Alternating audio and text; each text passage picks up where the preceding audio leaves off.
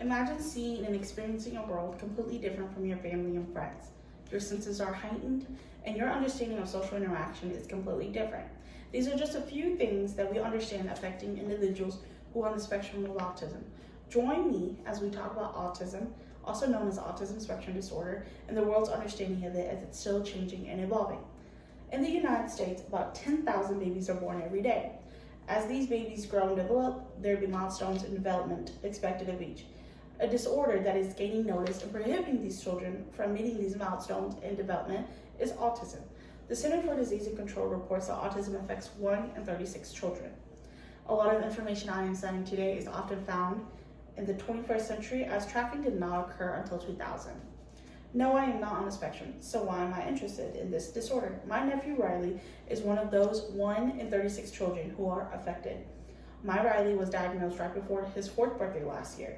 He is currently attending speech, behavioral, physical, and occupational therapy. I've attended many of his therapy sessions and watched as amazing therapists helped him. Because of this, I've grown quite close to this disorder in hopes of informing everyone on what autism is. Today, I'll be speaking about what autism is, its symptoms, treatments, and current efforts that are being made to understand this disorder better.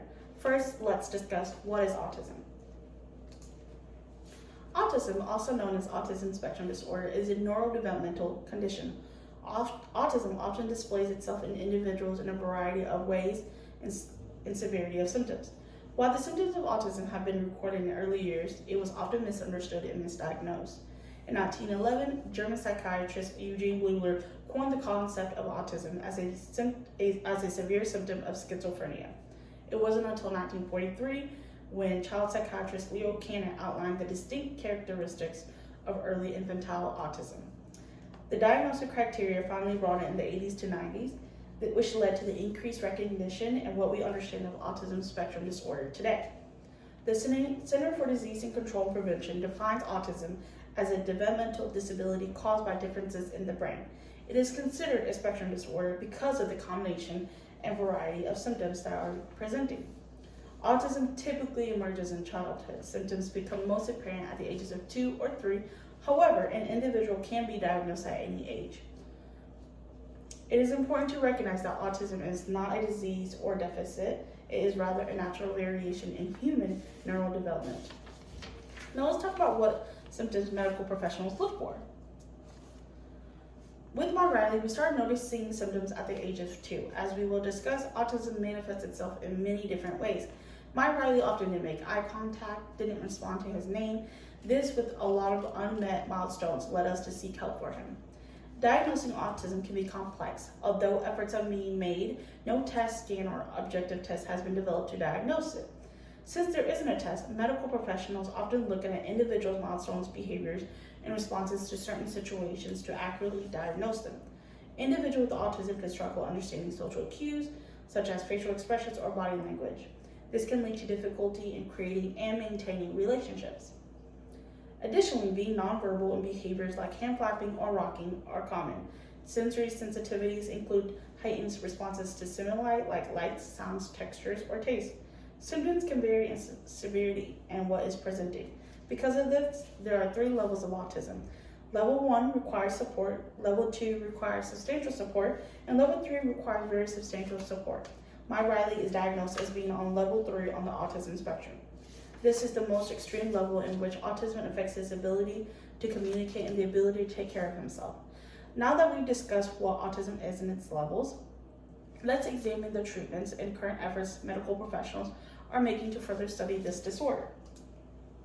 Even with the current knowledge we have of autism, many individuals, even at an early age, get misdiagnosed or get a diagnosis at all, as doctors often rely on the development of the individual.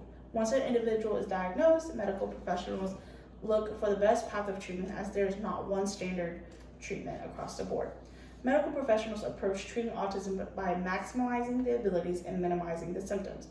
Treatment typically involves a multidisciplinary approach tailored to the individual needs. Applied behavior analysis therapy is widely used to improve specific behaviors, communication, and social interactions, and adaptive functioning through structured and positive reinforcement techniques. Early intervention is crucial in aiding and maximizing outcomes. The earlier the diagnosis, the faster intervention can be applied to focus on supporting the individual's differences to promote overall well-being and quality of life.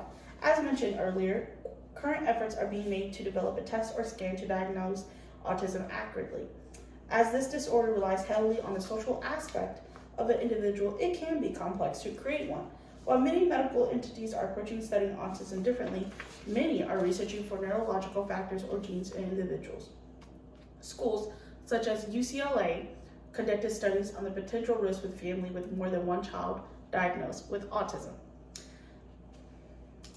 While my main goal today was to inform you of what this disorder is and consists of, I am truly thankful and happy for the field of science and psychology for the effects they've made to gain knowledge of this disorder that affects so many children and people, including my own Riley.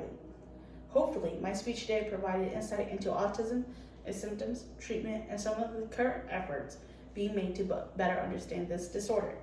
I hope that this article has raised your understanding and knowledge of this disorder. The next time you meet someone or know someone who is on the spectrum, you will be better aware of how different the world is and how you can help them if you believe they may be on the spectrum.